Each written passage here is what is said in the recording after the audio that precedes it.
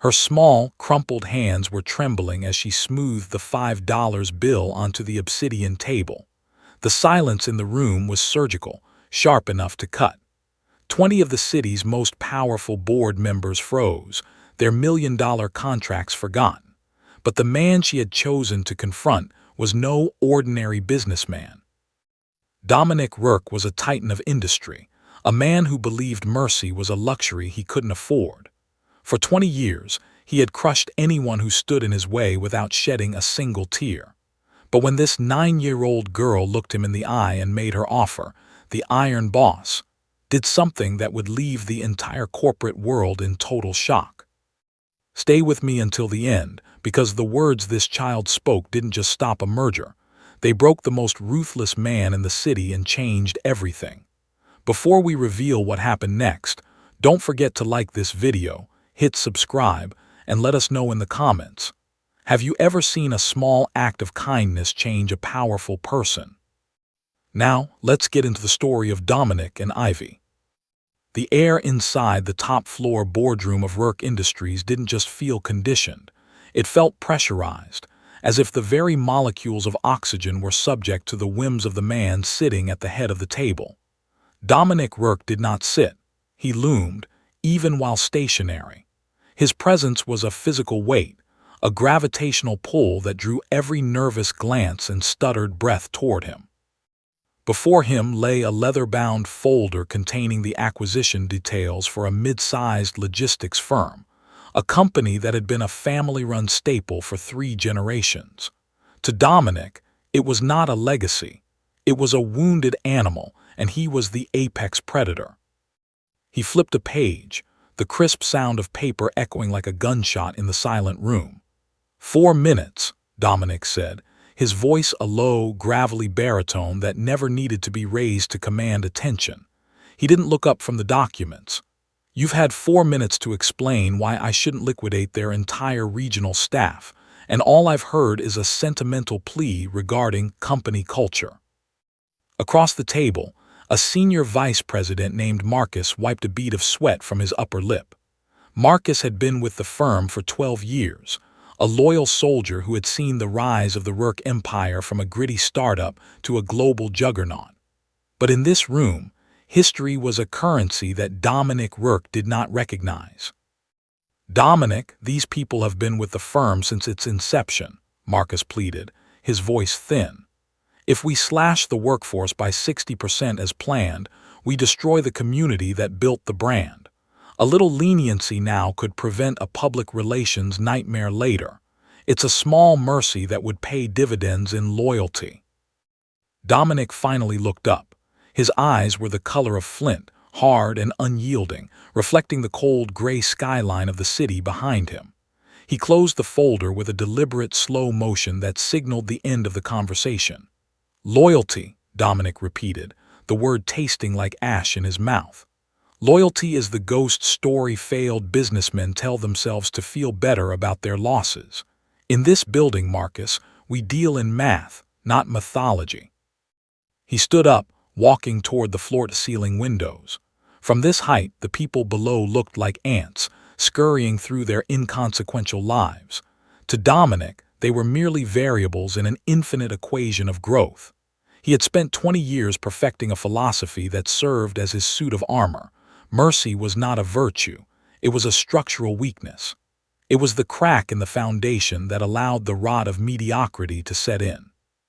He believed that the second you felt sorry for someone, you gave them permission to be less than excellent. The world doesn't care about your intentions, Dominic continued, his back to the room. The world only cares about who is left standing when the smoke clears. I am left standing because I don't let feelings dictate my balance sheet. You're fired, Marcus. The room gasped. The silence that followed was so heavy it felt as though the floor might give way. Marcus stood frozen, his face turning a sickly shade of white. Fired, Dominic, after 12 years, over a disagreement on a merger. Dominic turned around, his expression as static as a marble statue. Not over a disagreement, over a fundamental failure of character. You looked at a business problem and saw faces. You looked at a profit margin and saw families. That makes you a liability. Collect your things by noon. If you're still in the building at 12:01, security will treat you as a trespasser." He gestured to his assistant, a woman who had learned to move like a shadow to avoid the lightning strikes of his temper. "Next item. Bring in the legal team for the harbor project." As Marcus stumbled out of the room, his career in ruins, the rest of the board members stared at their tablets, terrified to breathe. This was the reign of the Iron Boss. Dominic Rourke didn't just demand results, he demanded a total surrender of the human element. He had built a fortress of glass and steel, and inside those walls there was no room for the warmth of the sun. He prided himself on his ability to remain untouched by the tragedies he authored. To him, every bankruptcy he triggered, and every life he disrupted was simply the price of progress. He took his seat again, the obsidian surface of the table reflecting his own stern face. He enjoyed the fear in the room. It was a tool, a sharp instrument he used to carve his path through the world. He often thought back to the early days, when he was just a hungry kid with holes in his shoes, watching the powerful men of the city from the sidewalk. He had promised himself then that he would never be the one looking up. He would be the one looking down.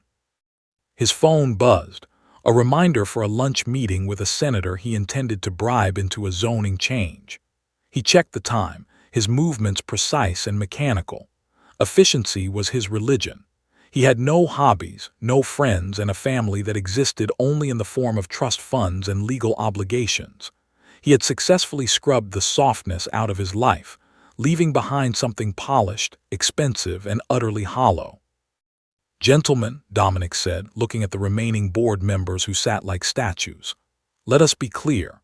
If any of you feel the sudden urge to be charitable with my capital, I suggest you resign now.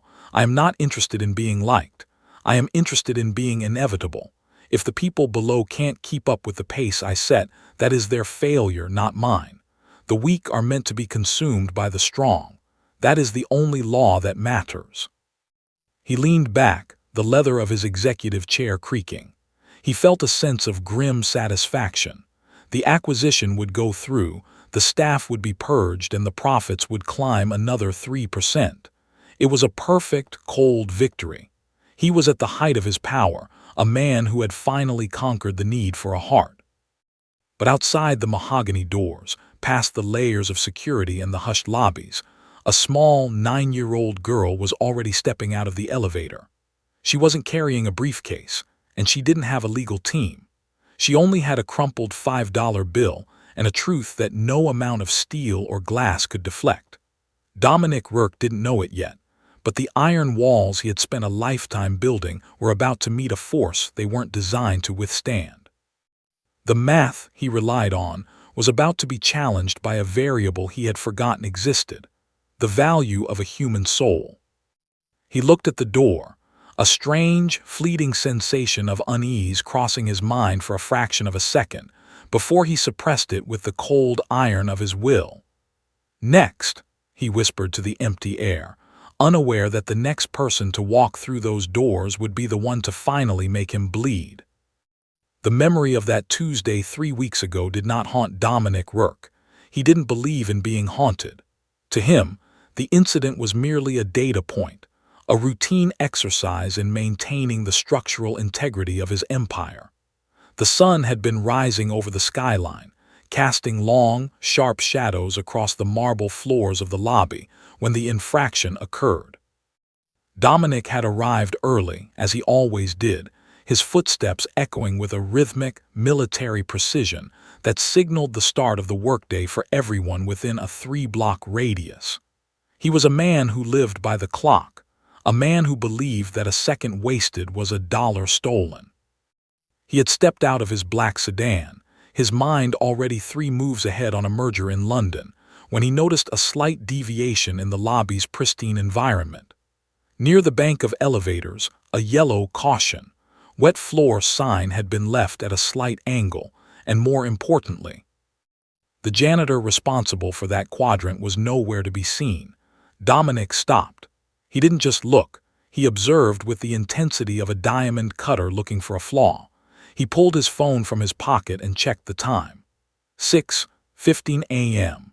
According to the shift logs he memorized as easily as most men remember their children's birthdays, the floor should have been buffed and the equipment cleared by 6:10 a.m. He stood perfectly still, a silent, imposing statue in a $5,000 suit waiting. 3 minutes passed, then 5.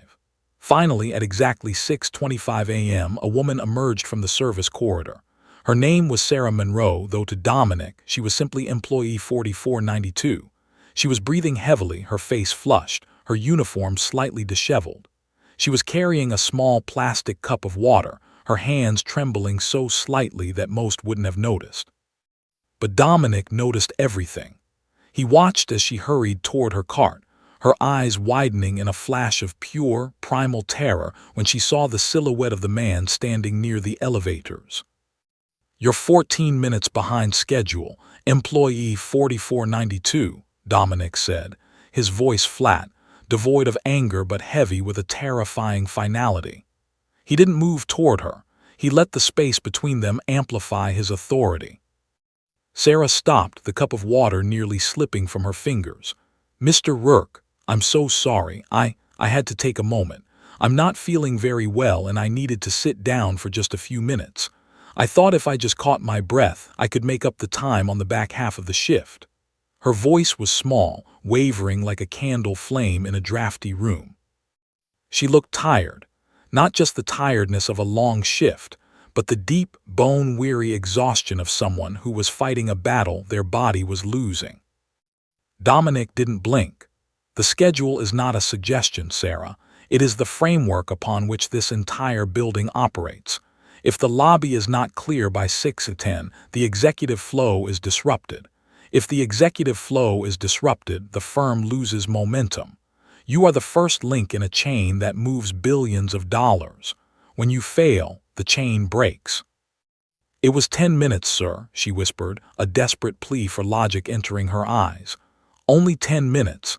I've worked here for 4 years. I've never been late. I've never missed a day. Please, my daughter. She's been sick and the stress is just. I just needed 10 minutes to steady myself so I wouldn't faint on the marble." Dominic stepped forward then, his shadow falling over her like a shroud.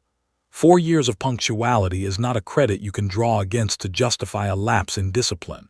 It is the baseline expectation of your employment.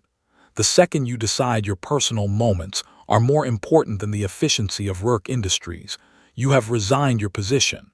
You were 10 minutes late because you felt entitled to mercy. I don't hire people who seek mercy. I hire people who seek excellence. "Please, Mr. Rourke," she said, and now the tears were beginning to well, shimmering in the harsh lead light of the lobby. "I can't lose this job. We're living paycheck to paycheck as it is. If I don't have this insurance, I can't afford the treatments Ivy needs. It was just 10 minutes. I'll stay late. I'll work through my lunch. Just don't do this." Dominic reached into his breast pocket and pulled out a small, silver pen. He scribbled a note on a slip of paper and handed it to her. It wasn't a warning. It wasn't a second chance. It was the internal code for immediate termination with cause. "Take this to Human Resources. Your final check will be mailed to you. You are barred from the premises effective immediately." "You're firing me over 10 minutes." She looked at the paper as if it were a death warrant. "After 4 years. Have you no heart at all? I'm a human being, not a machine." Dominic leaned in, his face inches from hers, his expression as cold and stagnant as a frozen lake. "That is your mistake, Sarah. In this building, if you cannot function with the precision of a machine, you are a defect. And I do not keep defects. I am doing you a favor by letting you find a career where feeling unwell is an acceptable excuse for failure. It isn't here." He turned his back on her before she could respond, the sound of his leather soles striking the floor as he walked toward the waiting elevator. He didn't look back to see her collapse against her cleaning cart. He didn't look back to see the plastic cup of water spill across the floor she had spent years keeping spotless. To him, the transaction was closed. He had successfully removed a variable that threatened the purity of his environment. By the time the elevator doors slid shut, he had already forgotten her name. He spent the rest of that day in high-level meetings, moving millions of dollars across borders, ordering the layoffs of hundreds of people in a factory in the Midwest, and celebrating a record-breaking quarterly profit. He felt powerful. He felt correct. He believed that the world was a better place because he was there to weed out the weak. He never considered where Sarah Monroe would go or how a 7-year-old girl named Ivy would look at an empty pantry because of those 10 minutes. To Dominic, people were like light bulbs. When they flickered, you replaced them. You didn't ask why the filament broke. You just moved on to the next one. He was the iron boss, and his world was perfectly, ruthlessly on time. He was unaware that those 10 minutes had set a clock in motion that he couldn't stop, a countdown to a moment when a crumpled $5 bill would become the most expensive thing he had ever encountered. He went home that night to his silent, sprawling mansion, satisfied that his empire was secure, never realizing that the foundation was already beginning to scream under the weight of his own cruelty. The heavy mahogany doors of the Rourke Industries boardroom did not just open, they were breached. The sound of the latch clicking out of place was a foreign intrusion in a room where every movement was scheduled and every entrance was vetted by 3 layers of security. Dominic Rourke was in the middle of a sentence, his hand poised over a contract that would effectively dismantle a competitor's shipping fleet, when the silence of the room shifted. He didn't look up immediately. He expected a panicked assistant or a security guard with an urgent message. Instead, he felt a draft of air from the hallway and the presence of something small, something that didn't vibrate with the usual nervous energy of a corporate sycophant. Dominic slowly raised his gaze. Standing at the foot of the obsidian table was a girl who looked like she belonged in a different century, or at least a different world. Ivy Monroe was small-framed and unassuming, her faded cardigan a sharp, jarring contrast to the sharp lines of the bespoke suit surrounding her. She didn't look afraid. Her eyes were wide, steady, and filled with a directness that made the seasoned executives around the table shift uncomfortably. She walked forward, the squeak of her sneakers on the polished floor the only sound in a room that usually hummed with the quiet drone of air filtration and high-stakes whispers. She reached the edge of the table where Dominic sat, his flint-gray eyes tracking her every move. With a slow, deliberate motion, she reached into her pocket and pulled out a crumpled, stained $5 bill.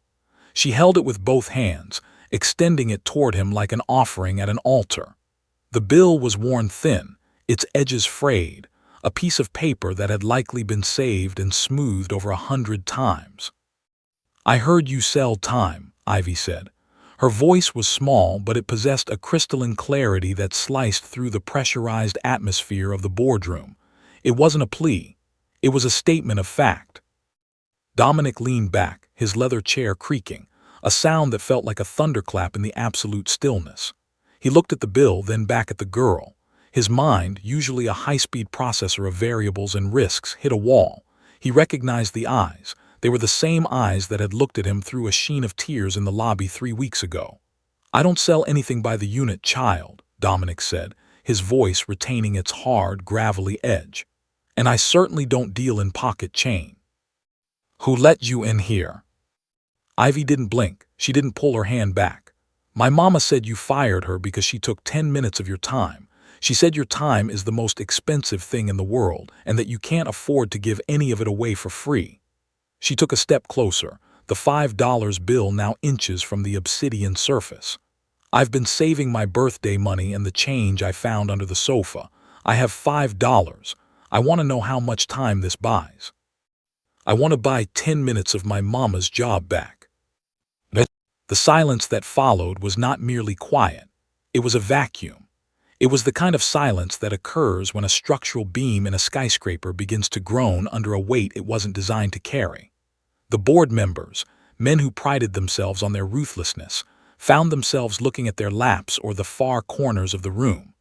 They were used to seeing people broken by lawsuits or ruined by acquisitions, but they were not prepared for the moral ledger of a 9-year-old girl. Dominic stared at the bill. The $5 was a mocking, insignificant thing in a room where $1 billion was the baseline for a conversation. Yet, under the harsh LED lights, it looked massive. It looked like a mountain. "She's very sick," Ivy continued, her voice never wavering. "She's at home in the dark because the lights went out yesterday. She cries when she thinks I'm asleep because she says she failed the Iron Boss. But she didn't fail, she just needed to breathe." She placed the bill on the table, the crumpled paper slowly unfolding itself on the dark, expensive surface. "Is $5 enough for 10 minutes, or do I need to find more? I'll work for you. I can clean floors. I won't take breaks. I just need her to have her job back so the doctor can come." Dominic felt a strange, sharp sensation in his chest, a phantom pain he hadn't felt since he was a boy standing in a cold kitchen, watching his own mother count pennies for milk.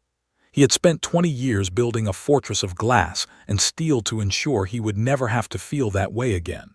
He had convinced himself that the Sarah Monroes of the world were just defects in the machinery of progress. But looking at the $5 bill, the logic of his empire began to fracture. He looked at Ivy's hands.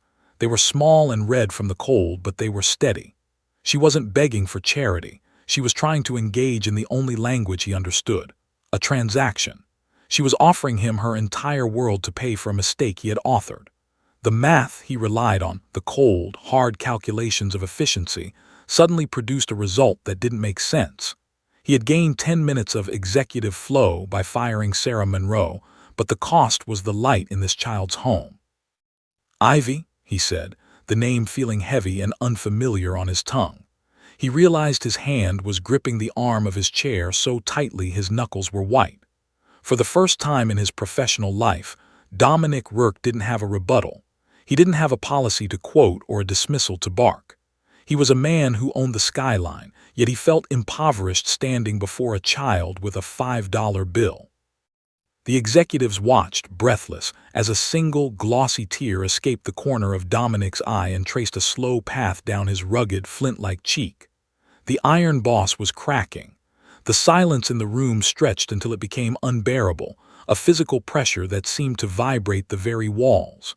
In that moment, the power dynamic of the room reversed. The Titan was small, and the child was a giant. Dominic looked at the board members, his eyes no longer flint but shattered glass. He looked at the $5 bill, then at Ivy, who stood with her chin up, waiting for the deal to be struck. "Keep your money, Ivy," he whispered, his voice cracking like a dry branch. "You don't need to buy her time. I'm the one who's been wasting mine." He stood up, his chair crashing backward against the floor, and for the first time in Rourke Industries history, the CEO walked out of a merger meeting without signing a single page. He followed the girl toward the doors, leaving behind the obsidian table, the billion-dollar contracts, and the cold, mechanical man he used to be.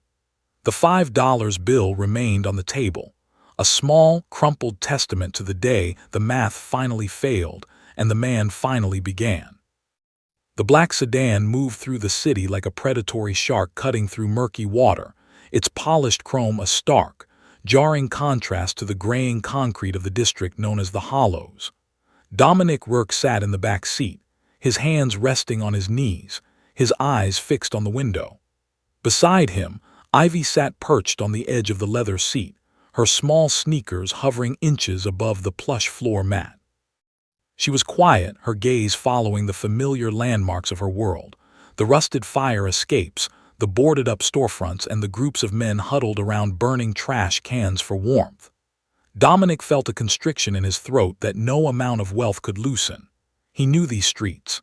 He knew the specific, metallic scent of the air here, a mixture of exhaust, damp brick, and the pervasive, heavy smell of poverty. As the car turned onto 4th Street, the GPS on the dashboard flickered, struggling to find a signal amidst the high-density tenements. But Dominic didn't need a map.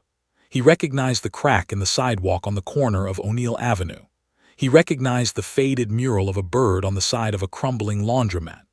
This was the place where the Iron Boss had been forged, not in a boardroom, but in a 3-room walk-up that smelled of boiled cabbage and despair.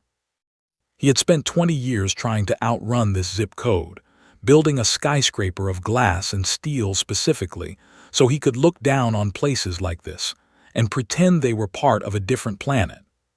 But as the car slowed to a crawl to avoid a deep pothole, the ghosts of his past began to rise from the pavement, matching his pace. "Is that where you lived?" Ivy asked, her voice soft as she pointed to a building with broken windows covered in plywood. Dominic followed her finger and felt a cold shiver trace the length of his spine.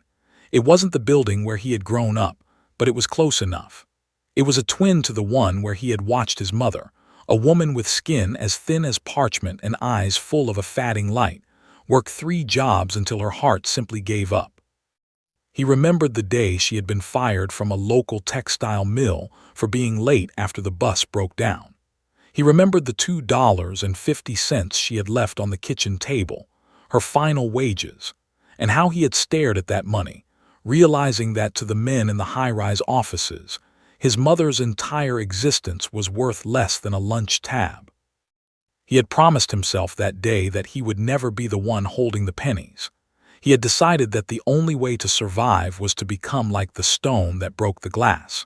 He had traded his empathy for a suit of armor, believing that if he never let anyone close, no one could ever make him feel that small again. He had become the very monster that had crushed his mother, convinced that ruthlessness was the only language the world respected. He looked at Ivy, whose small hand was now resting on the door handle, and he saw himself, the hungry boy who had wanted to buy his mother a miracle with a handful of change. The $5 bill Ivy had placed on his obsidian table wasn't just money. It was a mirror, and for the first time in decades, Dominic was forced to look at the reflection he had spent a fortune trying to hide. "I grew up 2 blocks from here, Ivy," Dominic said, his voice a low, rough rasp that sounded foreign even to his own ears. He didn't look at her, he couldn't. He was afraid she would see the fracture in the iron boss.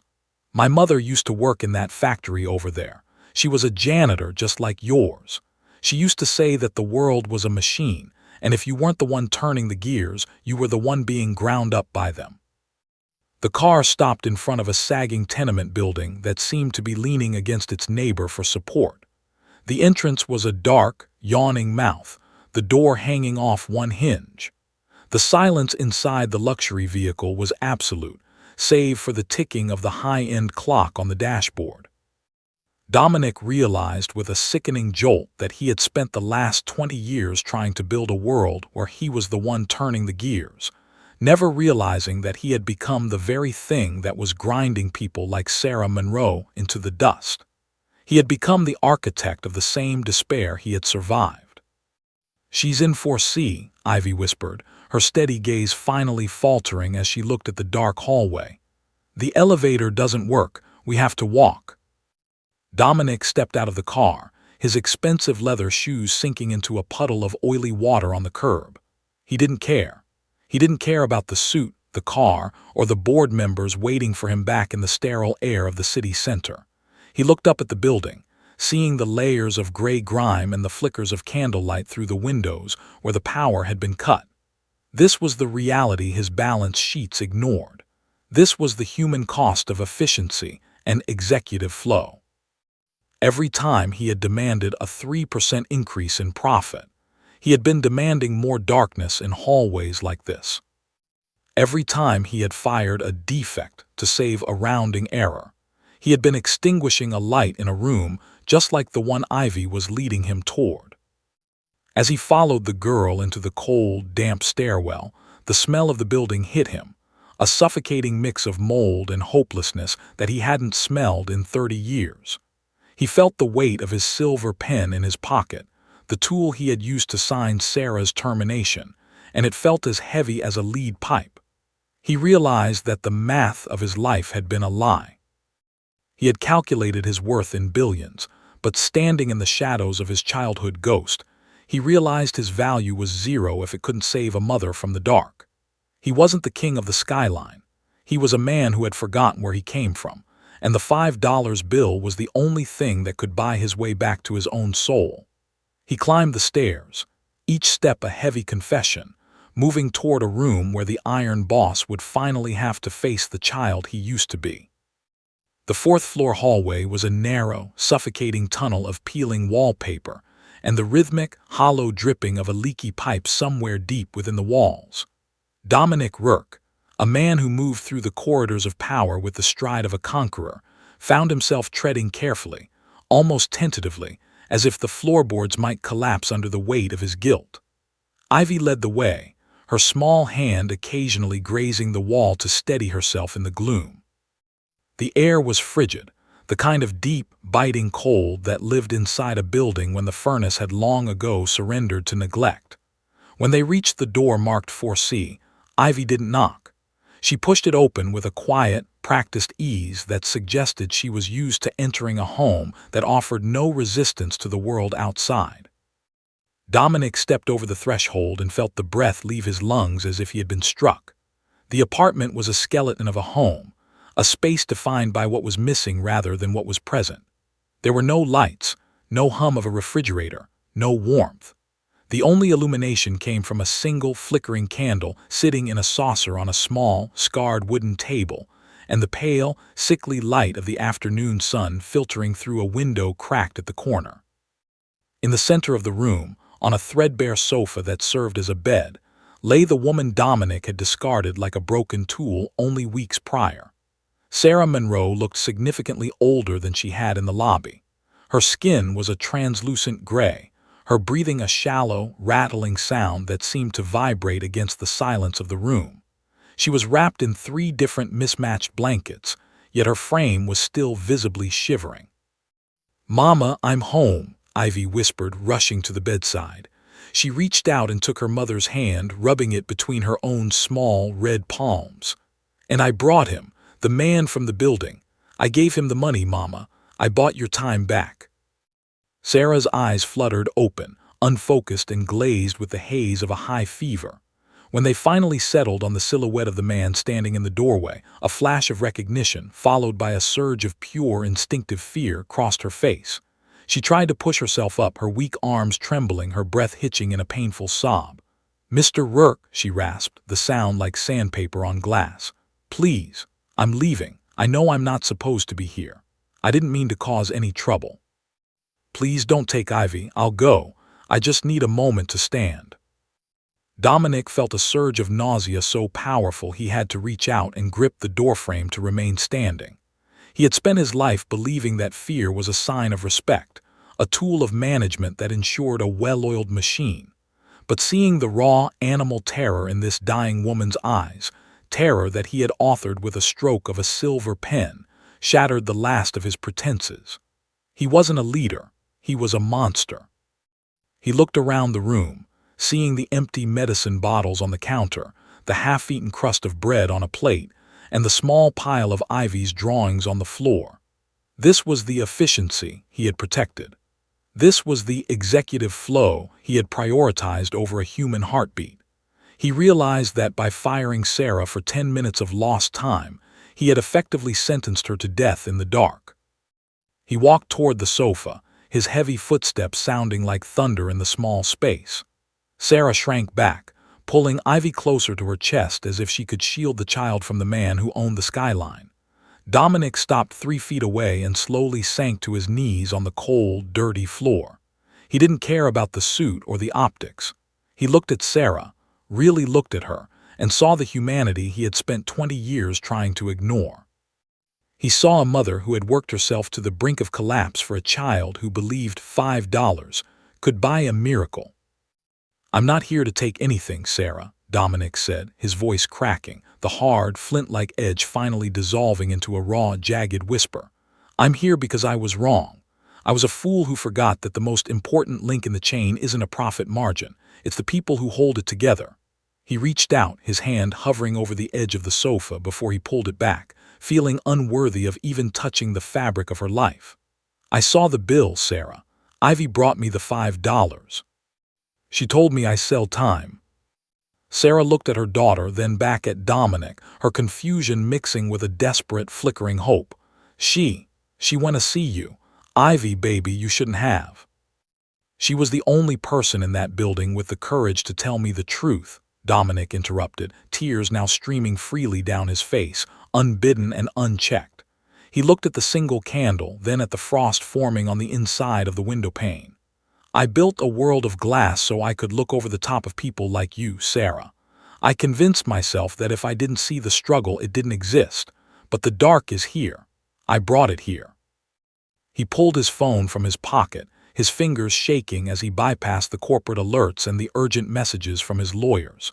He dialed a private number, a man who ran one of the most elite medical concierge services in the country.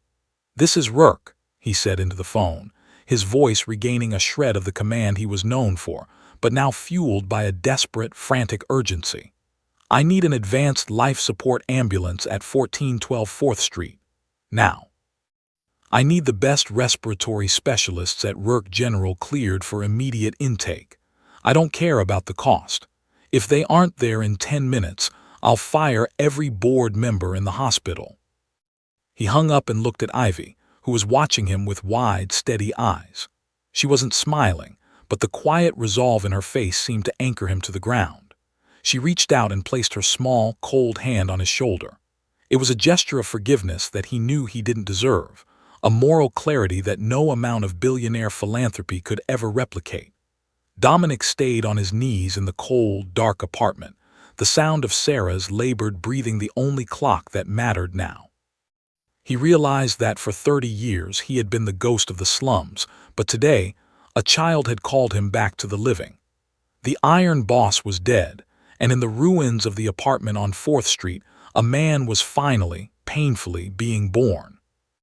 The sirens did not wail with the usual distant, mourning tone of a city emergency.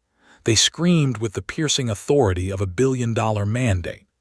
Dominic Rourke stood by the cracked window of the 4th-floor apartment, his silhouette framed by the encroaching twilight, watching as the flashing blue and red lights reflected off the grimy brick buildings across the street.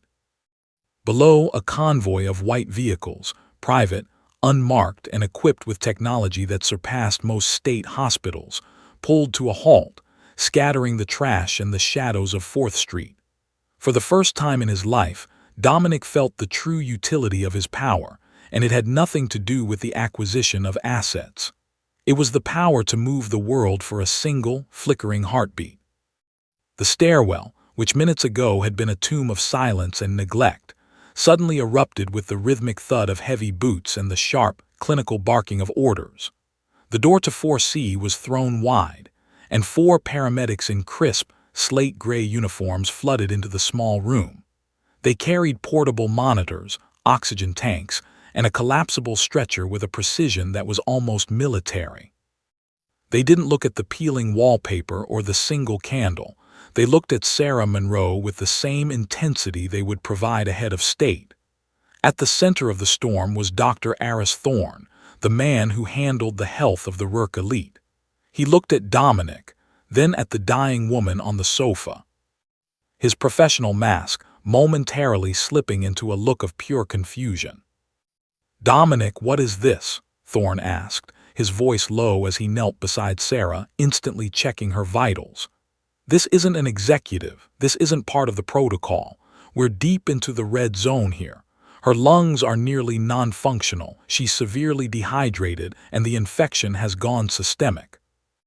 "The protocol has changed, Aris," Dominic said, his voice flat but vibrating with a terrifying undercurrent of resolve.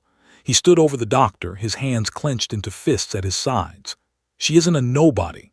Her name is Sarah Monroe, and if she doesn't survive the night, I will consider every dollar I've paid your firm a waste of capital. Do you understand me? Save her. Use the experimental antivirals, the hyperbaric units, whatever it takes. Move her to the Rourke wing immediately." Thorne hesitated, his stethoscope still pressed to Sarah's chest. "The Rourke wing is restricted to top-tier investors and family members, Dominic. The board will have a collective heart attack if we bring a civilian into a high-security isolation suite. The insurance codes alone will trigger a dozen red flags." Dominic stepped into the doctor's space, his flint-gray eyes burning with a cold, jagged fire. "I am the board, Aris. If anyone asks for an insurance code, tell them to call me. If they ask for a reason, tell them the Iron Boss is tired of being made of metal." He looked over at Ivy, who was standing in the corner, clutching the small drawing she had rescued from the floor. She was watching the chaotic, high-speed intervention with a strange, quiet dignity. She didn't look like a child in a crisis. She looked like a general watching a battle she had already won.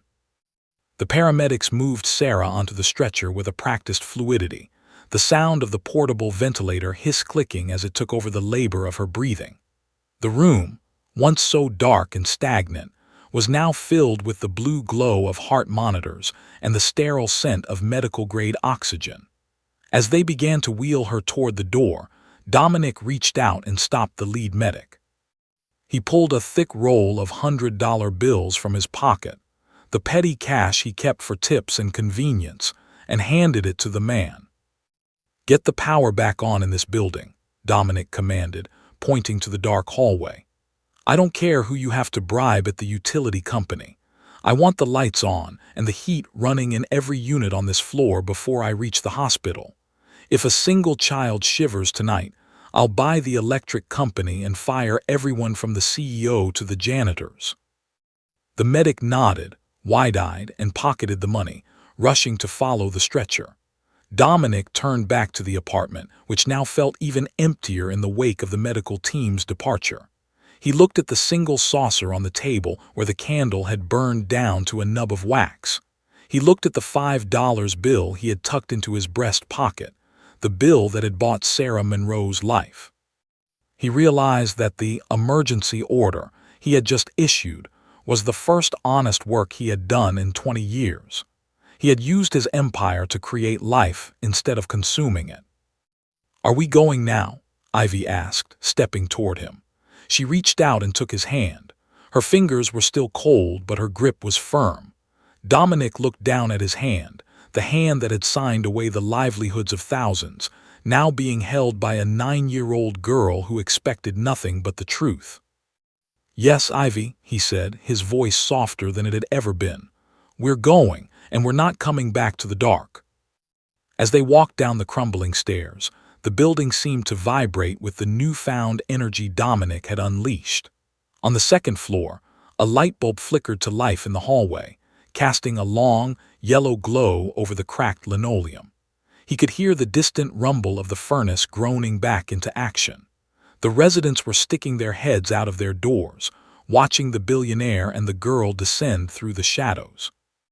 Dominic didn't look at them with the usual disdain he felt for the unproductive members of society. He looked at them and saw Sarah's. He saw Ivy's. He saw the mother he had lost and the boy he had murdered with his own ambition.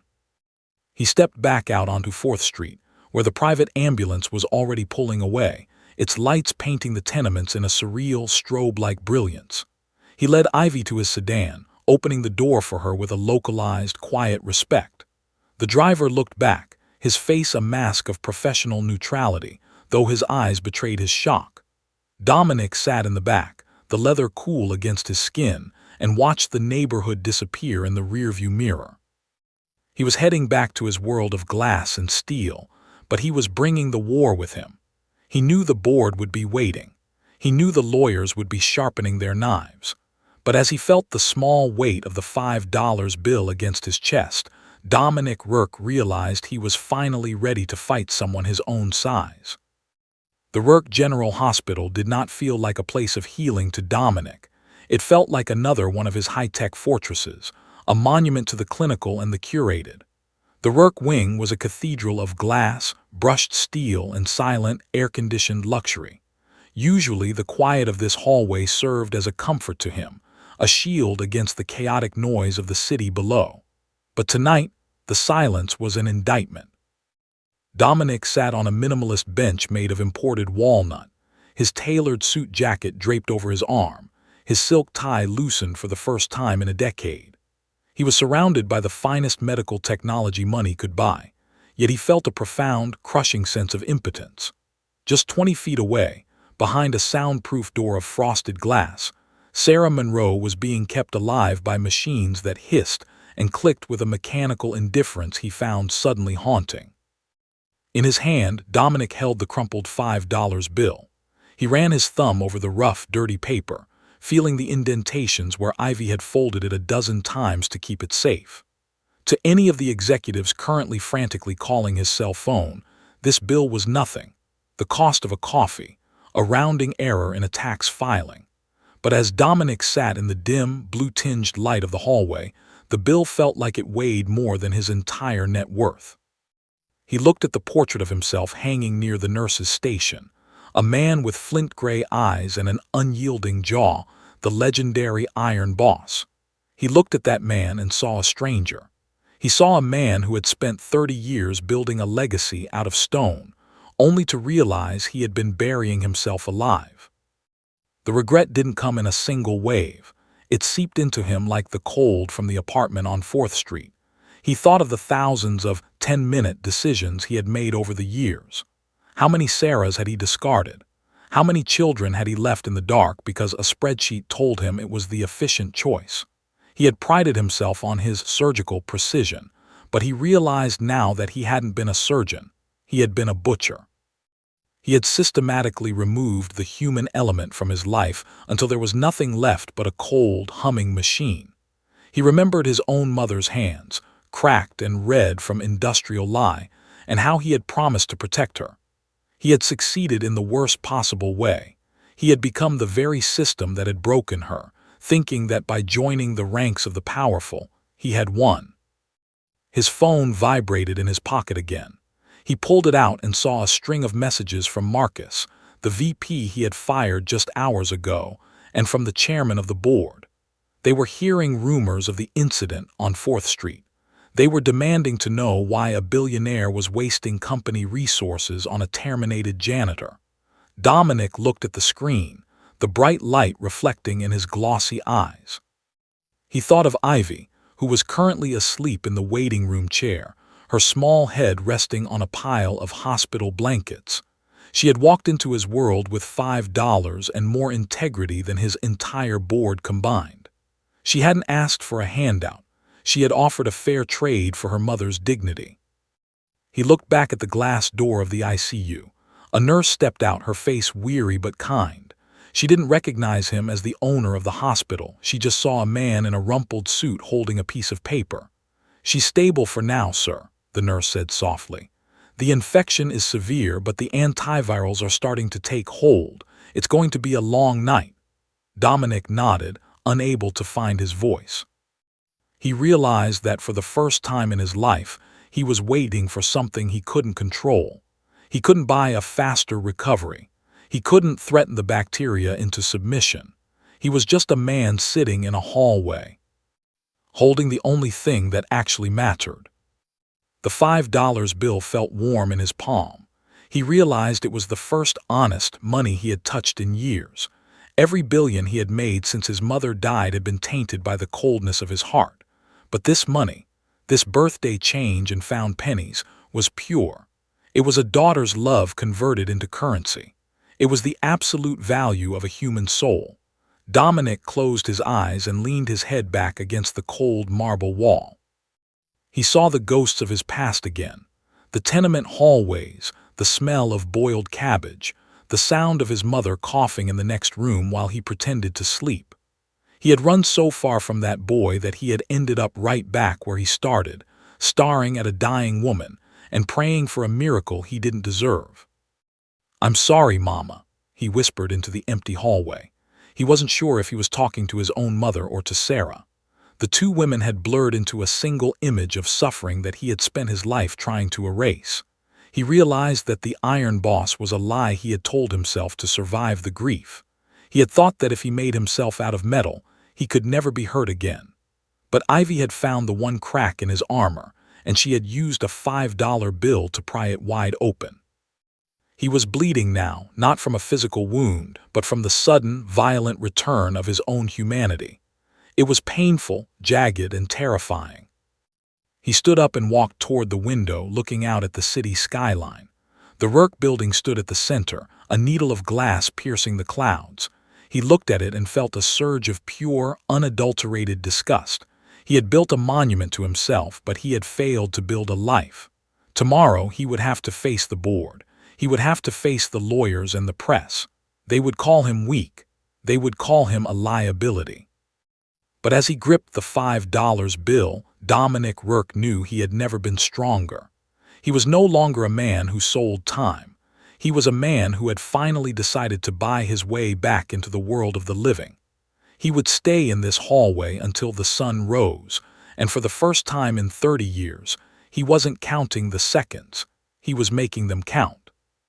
The morning sun did not rise over the skyline of the financial district. It glared, reflecting off the glass towers like 1,000 judgmental eyes. Dominic Rourke walked into the lobby of Rourke Industries at 8:00 a.m., his stride steady, though his eyes were lined with the exhaustion of a man who had spent the night in a hospital hallway. He was still wearing the same suit from the day before, rumpled and smelling of sterile air, and the faint scent of Sarah's cold apartment. The atmosphere in the lobby was different today. The usual hushed reverence that accompanied his arrival had been replaced by a frantic, buzzing energy. Employees huddled in small groups, whispering behind their palms, their eyes darting away the moment he looked in their direction. Dominic didn't stop to ask why. He knew exactly what was waiting for him on the top floor. The machinery he had built to be a frictionless engine of profit was already beginning to grind its gears against him. When the elevator doors slid open on the 50th floor, he was met not by his assistant, but by a wall of high-priced legal counsel and the silent, grim-faced members of the board. They were already gathered in the boardroom, the very place where Ivy had stood with her $5 bill less than 24 hours ago. The obsidian table was covered in dossiers, emergency bylaws, and printouts of his private financial movements. At the center sat Elias Thorne, the chairman of the board and a man who had been Dominic's mentor in the art of the cold-blooded deal. Elias didn't look like a friend today. He looked like a judge.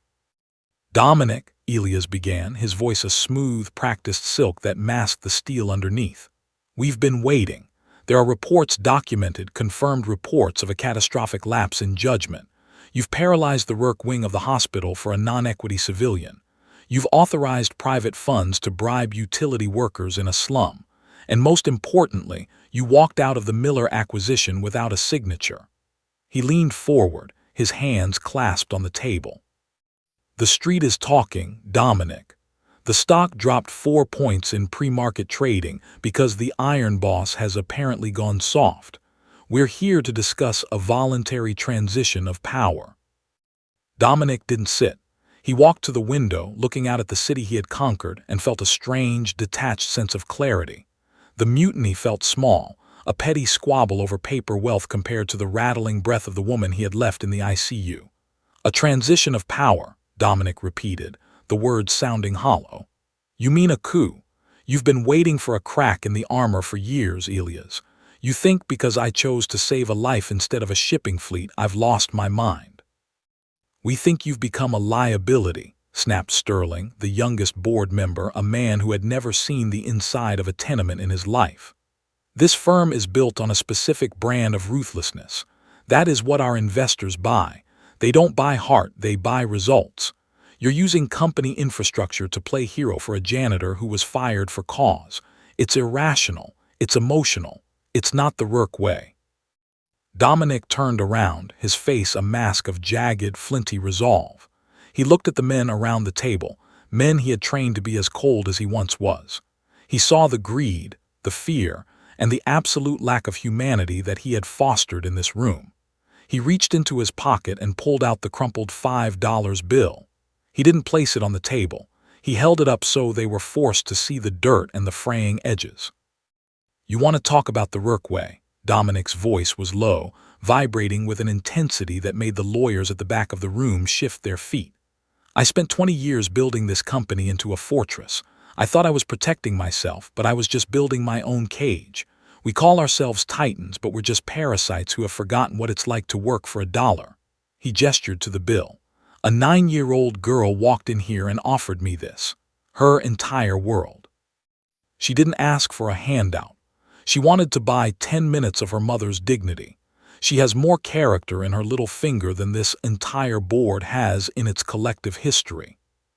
"The bylaws are clear, Dominic," Elias interrupted, his voice hardening. Section 4.2 allows for the immediate suspension of the CEO in the event of erratic behavior that threatens the fiduciary interests of the shareholders. We have the votes. We've already drafted the press release. You can resign for health reasons, or we can make this very public and very ugly. Dominic felt a sudden, sharp laugh bubble up in his throat. It was the laugh of a man who had finally realized the house he was living in was made of straw. "Fiduciary interests," he whispered. "You're worried about 4 points on a ticker tape while a woman is dying because I decided her 10 minutes of sickness were more expensive than my ego." He walked to the head of the table and leaned over Elias, his shadow engulfing the chairman. "Go ahead. Issue the release. Tell the world that Rourke Industries fires its leaders for having a pulse. Tell them that we consider a child's $5 bill a threat to our stability. See how the market responds to that kind of rationality." He looked around the room, meeting every eye until they looked away. He realized that he wasn't afraid of losing the company. He was afraid of keeping it exactly as it was. The mutiny wasn't a tragedy. It was an opportunity. He saw the stop work orders, the liquidation plans, and the cold calculations on their screens, and he felt a surge of pure, unadulterated disgust. "You don't have the votes, Elias," Dominic said, his voice regaining its terrifying surgical precision. "Because I'm not resigning, and I'm not fighting you in court. I'm going to do something much worse." He pulled his phone from his pocket and hit a button, broadcasting a live feed from the hospital wing to the giant monitors in the boardroom. The screen showed Ivy sitting by her mother's bed, holding her hand in the blue light of the monitors. "I'm taking this public myself, right now. I've already contacted the Gazette. I'm telling them the whole story, the firing, the $5, and the board that tried to stop me from making it right. Let's see what the public thinks of Rourke Industries when they see the face of the child you're trying to ignore." The board members went pale. They looked at the monitors, then at Dominic, realizing that the Iron Boss hadn't gone soft. He had just changed targets.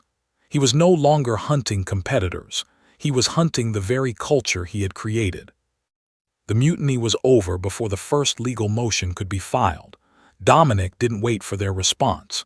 He turned and walked out of the boardroom, leaving the lawyers and the titans in the silence of their own shame.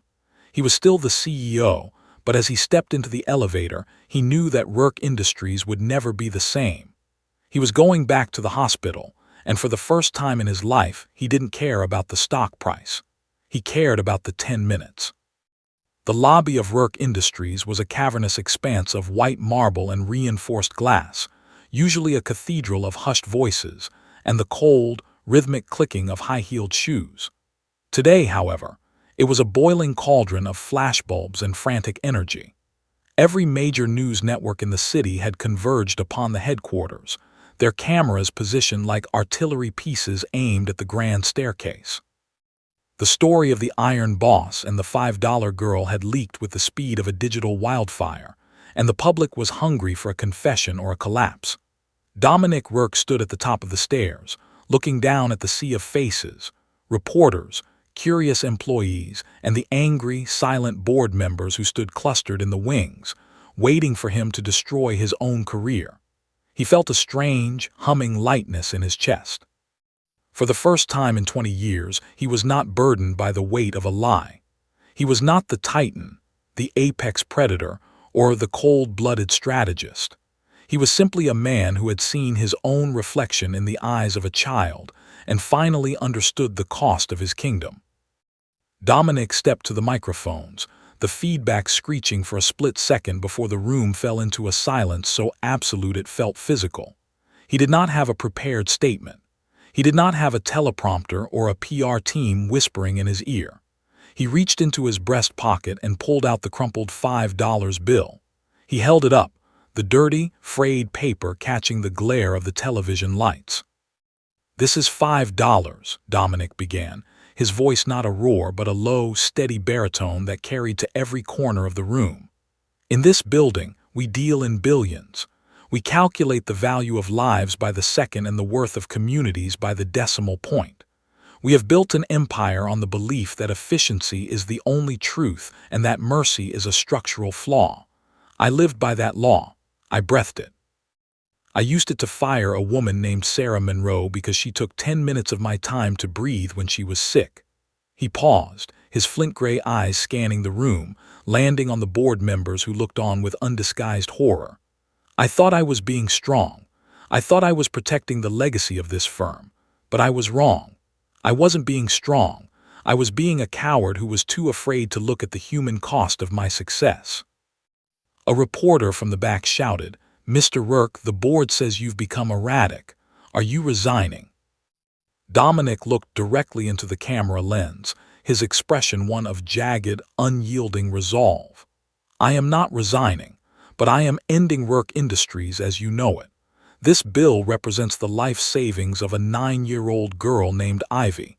She didn't come to me for charity. She came to me for a transaction. She wanted to buy back her mother's dignity with every penny she had.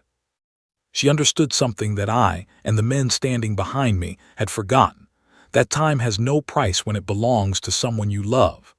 He looked at the $5 bill in his hand as if it were the most precious asset he had ever owned. "From this moment forward, Rourke Industries is transitioning into the Rourke Monroe Foundation. We are liquidating our offshore holdings and our predatory acquisition funds. We are going to spend the rest of my life, and the life of this company, buying back the time I stole from families like Ivy's. If the board thinks that is erratic, they are free to sue me. But they should know that I am no longer fighting for a stock price. I am fighting for the boy I used to be, who wished someone would have listened when his mother was tired." The room erupted. Reporters scrambled for follow-up questions and the board members surged forward, their faces twisted in fury, but Dominic didn't hear them. He looked past the cameras to the back of the lobby where Ivy stood. She was leaning against a marble pillar, her small face calm and composed. She wasn't smiling, but as her eyes met Dominic's, she gave him a single, slow nod of approval. It was the only validation that mattered. The Iron Boss had finally melted, and in the heat of that public confrontation, the transformation was sealed. He had traded his fortress of glass for a handful of crumpled paper, and he had never felt more powerful. He stepped away from the microphones, ignoring the frantic shouting of Elias and the legal team. He walked down the stairs, the cameras tracking his every movement, but he didn't look back. He walked straight toward Ivy. The crowd parted for him like a receding tide. When he reached her, he knelt down on the cold marble floor, his $1,000 suit once again touching the ground. He handed her back the $5 bill. "Keep it, Ivy," Dominic whispered, his voice cracking with a raw, jagged emotion. "You've already paid for everything. Your mama is coming home and the lights are never going out again." Ivy took the bill and tucked it into her pocket. "Thank you, Mr. Rourke," she said softly, "but you're wrong about one thing." Dominic looked at her confused. "What's that?" "You didn't sell me time," she said, a small, knowing glint in her wide eyes. "You gave it to yourself." Dominic felt a surge of peace so profound it almost brought him to his knees again. He realized that the entire struggle, the board, the press, the years of cold-blooded deals, had been a detour from the simple truth that a 9-year-old had carried in her pocket. He stood up and took her hand, and together they walked out of the steel-and-glass headquarters of his old life and into the bright, unforgiving sunshine of a new world. The public confrontation was over, but the work of redemption was just beginning. He was no longer the man who crushed competitors. He was a man who was learning how to be human again, guided by the quiet resolve of a child who knew that $5 was enough to change the world if you had the courage to spend it on the truth. The Rourke wing was no longer a tomb of clinical silence. It had become a sanctuary where the morning light seemed to linger with a newfound softness. Dominic Rourke stood by the observation window, his silhouette reflected against the glass that separated the hallway from the sterile, high-tech interior of the intensive care unit. Inside, the rhythmic, mechanical hiss of the ventilator had finally ceased, replaced by the quiet, steady rise and fall of a human chest breathing on its own. For 3 days, Dominic had haunted these halls, a fallen titan who had traded his throne for a plastic waiting room chair.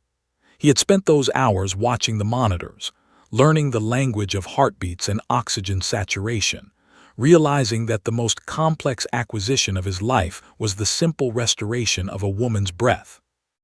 Ivy sat on a small stool by the bed, her hand never leaving her mother's arm. She was the anchor that kept Sarah Monroe tethered to the world of the living. Dominic watched as Sarah's eyelids flickered, a slow, labored movement that felt like the shifting of tectonic plates in his own soul.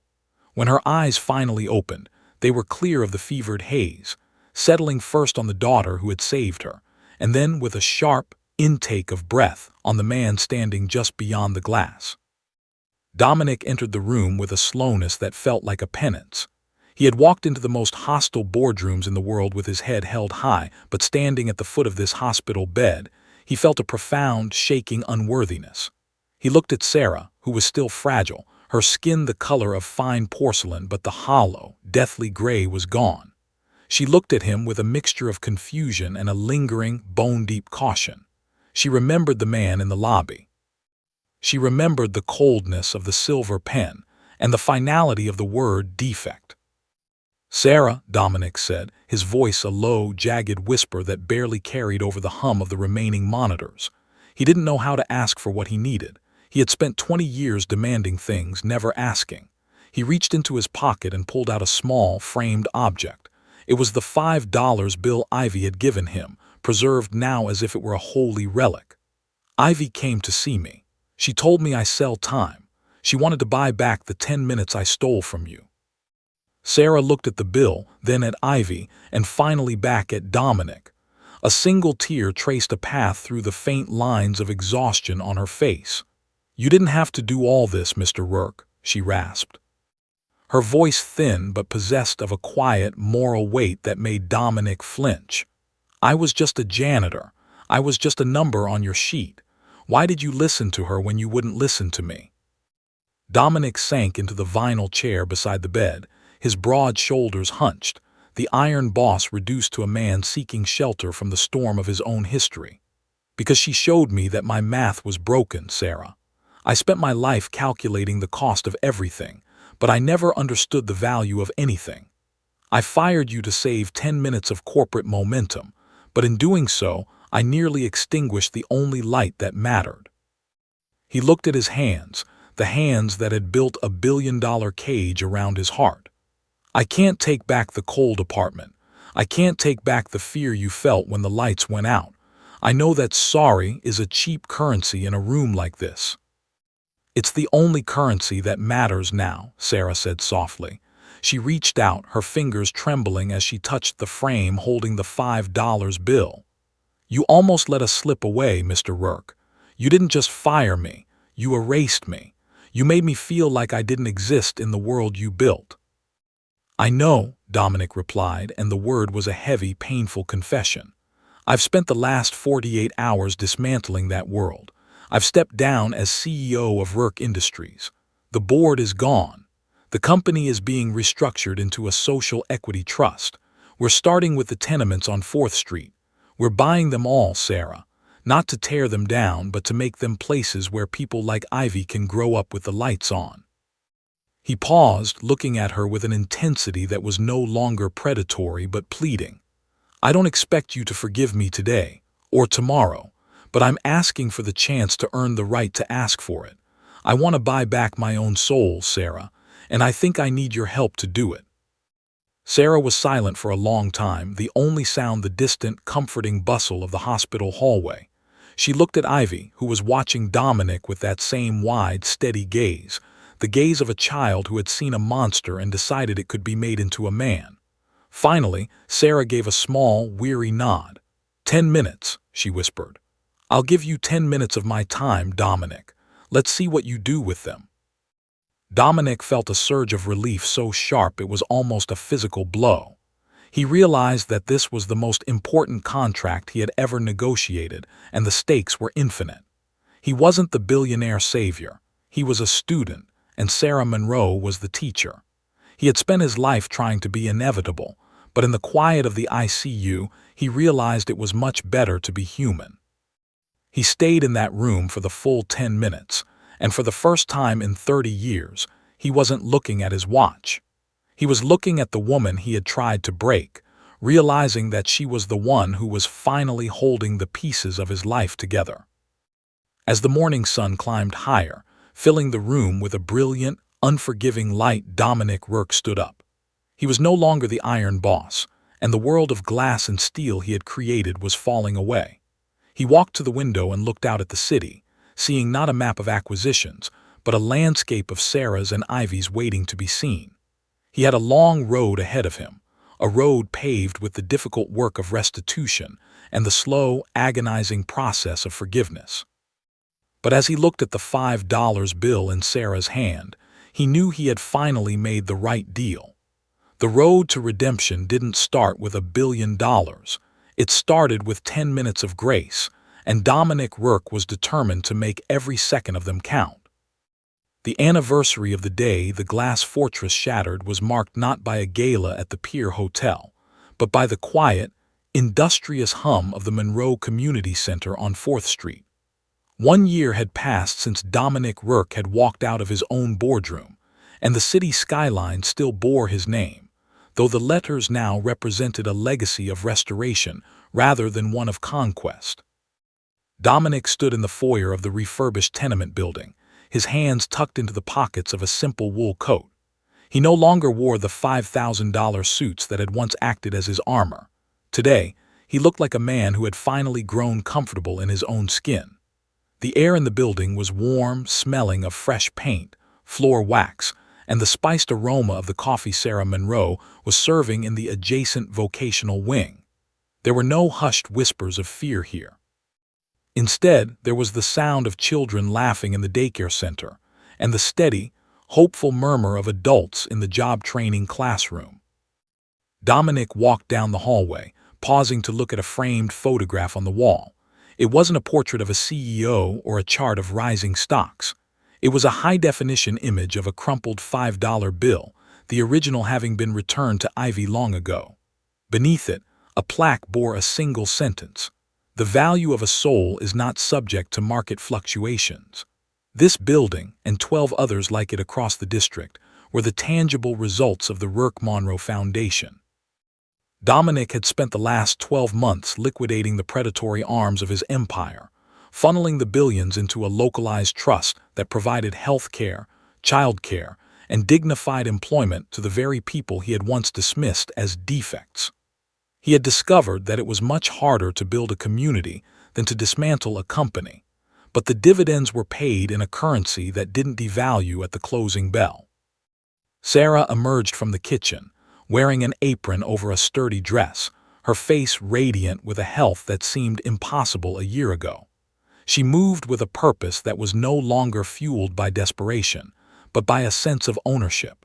She was the director of operations for the center's workforce initiative, ensuring that no one under her watch would ever be fired for being a human being. When she saw Dominic, she offered a small, genuine smile, a gesture that had taken months of difficult, honest work to earn. Forgiveness had not been a single event, but a slow, iterative process of Dominic showing up, day after day, not as a savior, but as a servant. He had spent his mornings scrubbing floors alongside the new custodial staff and his afternoons in legal battles to protect tenant rights. He had finally learned that leadership was not about standing at the top of a mountain, but about making sure the people at the bottom had a path to climb. "The board of the new trust meets at 3, Dominic," Sarah said, checking a clipboard that held the names of the latest scholarship recipients.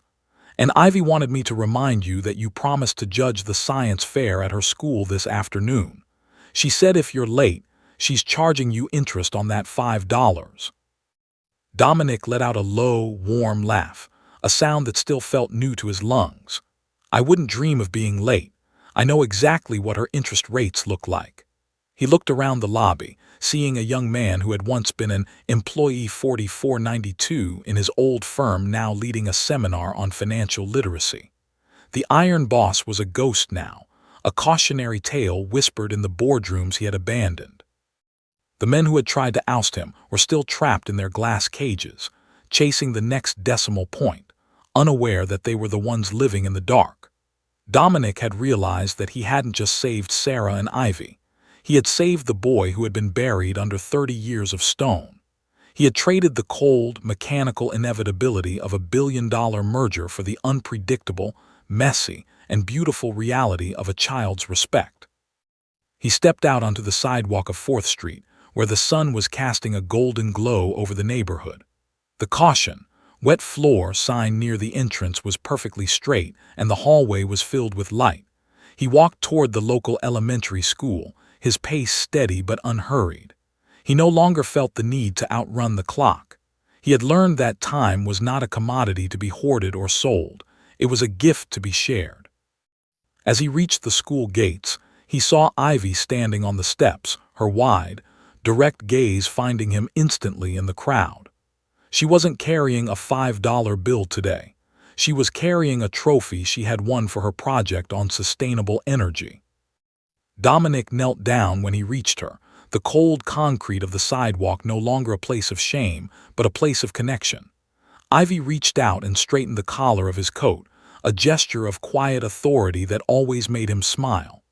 "You made it," she said, her voice possessed of that same crystalline clarity that had once shattered his world. "And you didn't even use a private jet." "I found a better way to fly, Ivy," Dominic whispered. He looked at the girl who had had the courage to tell a Titan he was wrong.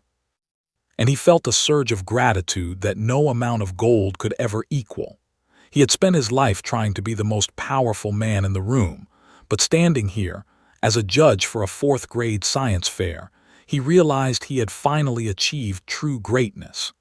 He was a man who was loved by a child because he was kind, not because he was rich. He was the CEO who had traded an empire for an afternoon, and as he walked into the school holding Ivy's hand, Dominic Rourke knew it was the best deal he had ever made. The new Rourke wasn't a building or a brand. It was a promise kept in the quiet, 10-minute moments of a life finally, truly lived.